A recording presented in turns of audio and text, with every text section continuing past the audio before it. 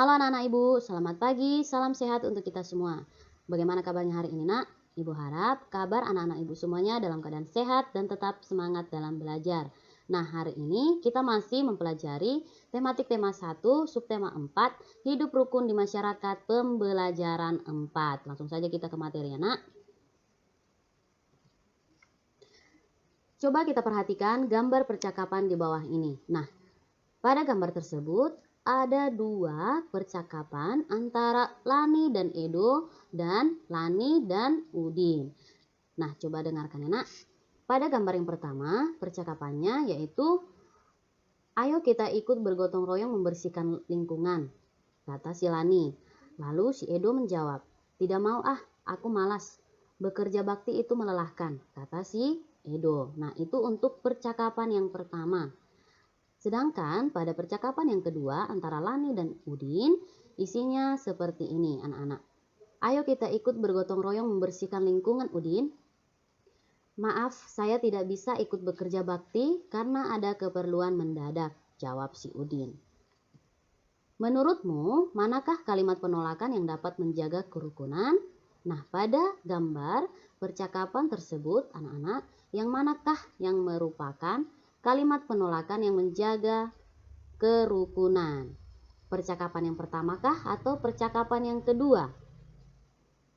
Nah, kalau dia yang merupakan kalimat penolakan yang dapat menjaga kerukunan, yaitu gambar percakapan yang kedua, yaitu percakapan antara si Lani dan Edo. Karena di situ si Udin mengucapkan kalimat penolakannya dengan sopan. Nah, seperti itu ya nak.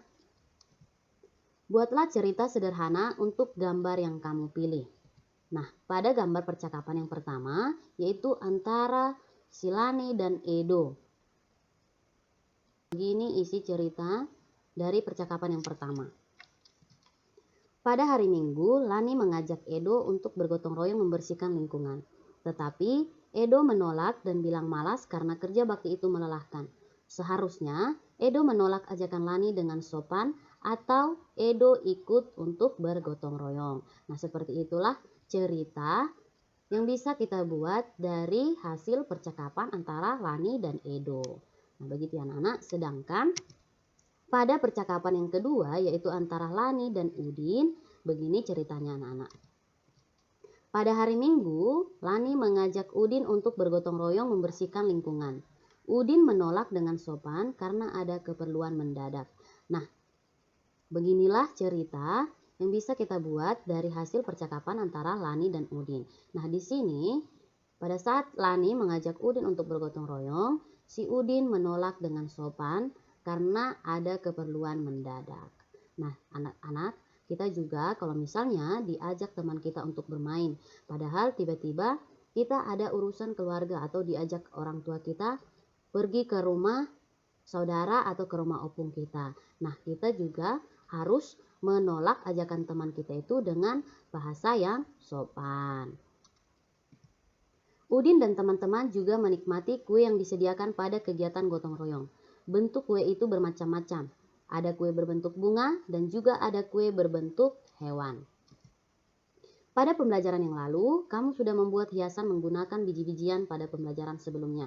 Nah, anak-anak, apakah kamu masih ingat pada pembelajaran kita yang sebelumnya, kita sudah mempelajari cara membuat hiasan menggunakan biji-bijian, baik itu dari biji-biji kacang kedelai, jagung, kacang merah, beras ketan, maupun yang lainnya. Nah, coba kita perhatikan pada gambar tersebut.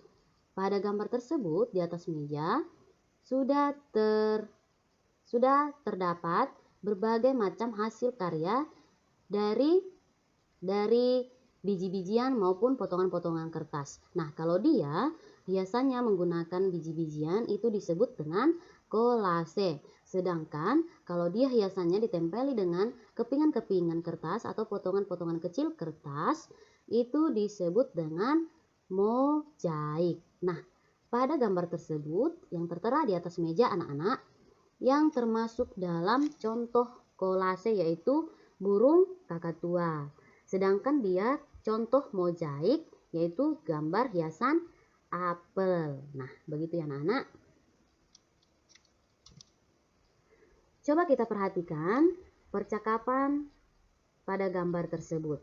Di sini ada percakapan antara Made dan Udin. Nah, coba kamu dengarkan ya nak, ibu akan membacakannya. Made, ayo kita berolahraga bersama di lapangan, kata si Udin. Lalu si Made menjawab, maaf Din, kali ini aku tidak ikut berolahraga. Tidak apa-apa Made, apakah kamu akan pergi ke suatu tempat? Jawab si Udin lagi. Lalu si Made menjawabnya, betul Din, aku akan mengunjungi paman bersama keluargaku. Baiklah, selamat bersenang-senang ya Made, kata si Udin. Lalu si Made pun menjawab, terima kasih Udin. Nah, begitulah ya nak, cara membaca percakapan antara si Made dan si Udin. Jawablah pertanyaan di bawah ini sesuai dengan percakapan antara si Made dan si Udin. Yang pertama, siapa yang mengajak berolahraga pada teks di atas? Siapakah yang mengajak berolahraga pada teks di atas anak-anak? Ya, yang mengajak berolahraga pada teks tersebut yaitu si Udin. Yang kedua, apa maksud ajakan tersebut? Maksud ajakan tersebut yaitu Udin mengajak Made untuk berolahraga di lapangan. Ketiga, siapakah yang menolak ajakan? Yang menolak ajakan itu si Made. Yang keempat, mengapa ia menolak ajakan tersebut? Mengapa si Made menolak si Udin? Karena si Made akan pergi mengunjungi paman dengan keluarganya. Yang terakhir, yang nomor 5, tuliskan kalimat penolakan yang diucapkan. Nah, pada percakapan tersebut, kalimat penolakan yang diucapkan si Made yaitu, maaf Din, kali ini aku tidak ikut berolahraga. Nah, di sini ada bacaan teks. Coba kamu dengarkan ya nak, ibu akan membacakan dan kamu juga bisa mengikutinya membaca di rumah. Olahraga bersama. Warga di sekitar rumahku akan berolahraga bersama. Kegiatan tersebut dilakukan di lapangan. Di perjalanan menuju lapangan, aku bertemu Made. Aku mengajak Made untuk ikut berolahraga. Namun, Made tidak bisa ikut. Made akan mengunjungi pamannya. Tiba di lapangan, sudah banyak anak yang berkumpul. Mereka sedang melakukan pemanasan. Kami berolahraga dengan kompak. Kami senang berolahraga bersama. Nah, ini adalah pengalaman si Udin waktu dia ingin mengajak si Made untuk bermain bersamanya di lapangan. Made menolak ajakan Udin dengan sopan. Sikap Made dan Udin menunjukkan kerukunan dan persatuan. Menjaga persatuan dan kesatuan di masyarakat sesuai dengan pengamalan sila ketiga Pancasila. Nah, anak-anak ibu, apakah kamu masih ingat bunyi dan lambang sila ketiga Pancasila? Nah, tentunya itu harus tetap diingat ya nak. Bunyi dan lambang Pancasila mulai dari sila pertama, kedua, ketiga, keempat, dan kelima. Nah, pada pembelajaran sebelumnya kita sudah mengingat kembali atau mempelajari kembali mengenai bunyi dan lambang serta pengamalan sila pertama dan kedua Pancasila. Nah, pada pembelajaran kita kali ini kita diingatkan kembali bunyi dan lambang sila ketiga serta penerapan atau pengamalannya di lingkungan masyarakat. Nah, bunyi sila ketiga yaitu Persatuan Indonesia dengan lambangnya yaitu pohon beringin. Nah, contoh pengamalan sila ketiga Pancasila di masyarakat. Yang pertama, bangga menggunakan barang-barang dalam negeri. Nah, ini juga anak-anak kita harus bangga menggunakan barang-barang dalam negeri. Jangan kita lebih senang menggunakan barang-barang yang dari luar negeri, tapi kita harus bangga menggunakan produk dalam negeri, baik itu misalnya dalam pakaian atau makanan maupun itu yang lainnya. Jadi kita harus bangga menggunakan produk dalam negeri. Yang kedua, mempelajari tarian daerah. Nah, ini juga anak-anak perlu kita terapkan di masyarakat, yaitu mempelajari tarian daerah. Jangan hanya tarian yang dari daerah kita saja yang perlu kita pelajari, tetapi tarian dari daerah lain pun harus kita pelajari. Misalnya seperti Ibu Guru. Ibu Guru adalah suku Batak Toba. Jadi tarian daerah Batak Toba kan yaitu tortor. Jadi Ibu tidak hanya mempelajari tarian tortor yang dari daerah Ibu, tapi Ibu juga mempelajari tarian daerah dari orang lain, misalnya dari suku Batak Karo atau Batak Simalungun atau tarian Jawa. Nah, seperti itu ya anak-anak. Jadi kita harus juga mempelajari tarian daerah dari suku yang lain, jangan hanya dari suku kita saja yang kita pelajari. Nah, yang ketiga, berteman dengan teman dari berbagai suku. Nah, ini juga perlu kita terapkan.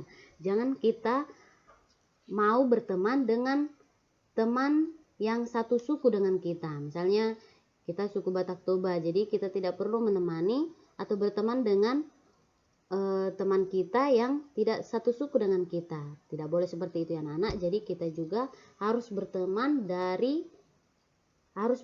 dengan teman kita dari berbagai suku, maupun itu suku Batak Karo, Batak Simalungun, atau suku Jawa, atau suku apapun itu. Jadi kita harus berteman atau menerima pertemanan dengan siapa saja tanpa membeda-bedakan suku dan agamanya. Nah, yang keempat, bekerja sama menjaga keamanan lingkungan sekitar. Nah, ini juga perlu kita terapkan karena bekerja sama menjaga keamanan lingkungan sekitar itu juga perlu supaya lingkungan sekitar kita juga aman dan tentram. Nah, begitulah anak-anak contoh-contoh pengamalan sila ketiga Pancasila di dalam masyarakat. Berilah tanda centang pada kolom yang tepat. Apakah sikap-sikap berikut ini sesuai atau tidak sesuai pada sila ketiga Pancasila? Nah, coba kita lihat nak. Pada tabel tersebut ada 5 sikap. Nah, kita disuruh memberikan tanda centang pada sikap yang sesuai dengan sila ketiga Pancasila. Nah, kita lihat yang pertama. Melakukan ronda menjaga keamanan bersama-sama. Apakah ini sesuai dengan sila ketiga Pancasila? Ya, tentunya sesuai dengan sila ketiga Pancasila karena melakukan ronda menjaga keamanan bersama-sama. Jadi mereka di sini menjaga persatuan dan kesatuan di masyarakat. Nah, yang kedua, hanya bergaul dengan tetangga dekat saja. Apakah ini termasuk pengamalan atau sesuai dengan pengamalan sila ketiga Pancasila? Tidak. Karena hanya mau bergaul dengan tetangga dekatnya saja. Jadi ini tidak sesuai dengan pengamalan sila ketiga Pancasila di masyarakat. Nah, yang ketiga, melakukan kerja bakti membersihkan lingkungan. Apakah ini sesuai dengan pengamalan sila ketiga Pancasila, anak-anak? Ya, tentunya ini sesuai dengan pengamalan sila ketiga Pancasila di masyarakat. Yang keempat, ikut serta dalam kegiatan warga. Apakah ini sesuai? Ya, tentu ini sesuai dengan pengamalan sila ketiga Pancasila di masyarakat. Nah, yang kelima, lebih menyukai barang-barang dari luar negeri. Apakah ini sesuai dengan sila ketiga Pancasila, anak-anak?